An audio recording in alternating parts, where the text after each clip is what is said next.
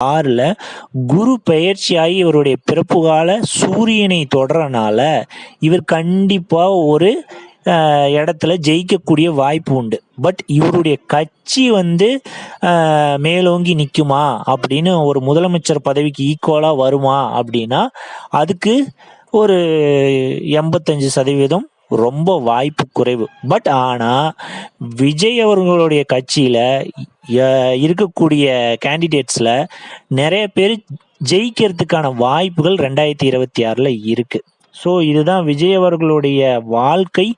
சுக்கிரன் தான் இழுத்துட்டு போகணும். சுக்கிரனுடைய கருமா வாங்கியிருக்கனால அவர் படத்தில் தான் நடிக்கணும், படத்தில் ஒரு சூப்பர் ஸ்டார் கேட்டகரியை பிடிக்கணும் அப்படிங்கிறது தான்.